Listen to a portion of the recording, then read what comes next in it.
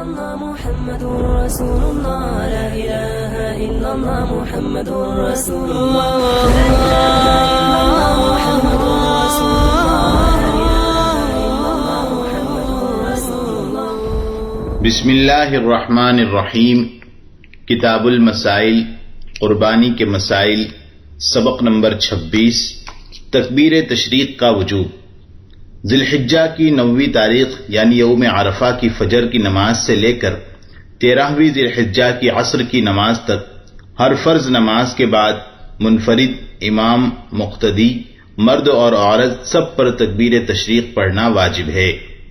تکبیر تشریق کے الفاظ: تکبیر تشریق ہر فرض نماز کے بعد ایک مرتبہ پڑھی جائے گی اور اس کے الفاظ یہ ہیں: اللہ اکبر لا الہ الا اللہ واللہ اکبر وللہ الحمد. تکبیر تشریق کیسے پڑھی جائے؟ یہ تکبیر مرد بلند آواز سے پڑھیں گے اور عورتیں آہستہ آواز سے پڑھیں گی. مسبوق بھی تکبیر تشریق پڑھے. مسبوق یعنی جس شخص کی رکعت چھوٹ گئی ہو وہ اپنا سلام پھیرنے کے بعد تکبیر تشریق پڑھے گا. تکبیر تشریق پڑھنے سے پہلے بات چیت کر لی. اگر تکبیر تشریق سے پہلے بات چیت کر لی تو تکبیر تشریق کا وجوب اس کے ذمے سے ساقط ہو جاتا ہے.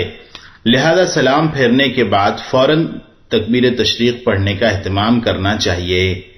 تکبیر تشریق سے پہلے جان بوجھ کر وضو توڑ دیا. اگر نماز کے بعد تکبیر تشریق سے پہلے جان بوجھ کر وضو توڑ دیا تو بھی تکبیر تشریق اس کے ذمے سے ساقط ہو جاتی ہے، یعنی اس کا پڑھنا واجب نہیں رہتا. تکبیر تشریق پڑھے بغیر مسجد سے باہر آ گیا. اگر مسجد میں نماز با جماعت کے بعد تکبیر تشریق پڑھے بغیر مسجد سے باہر چلا جائے تو اب تکبیر تشریق واجب نہیں رہتی. تکبیر تشریق پڑھنے سے پہلے سینہ قبلے سے پھیر لیا.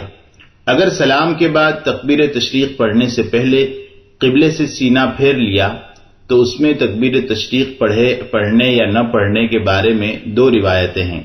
احتیاط یہی ہے کہ تکبیر پڑھ لی جائے. سلام کے بعد تکبیر تشریق سے پہلے بغیر ارادے کے وضو ٹوٹ گیا. اگر سلام پھیرنے کے بعد ابھی تکبیر تشریق نہیں پڑھ پایا تھا کہ خود بخود وضو ٹوٹ گیا تو صحیح قول یہ ہے کہ اسی حالت میں تکبیر تشریق کہہ لے اور اس مقصد سے نیا وضو کرنا اس پر لازم نہیں ہے.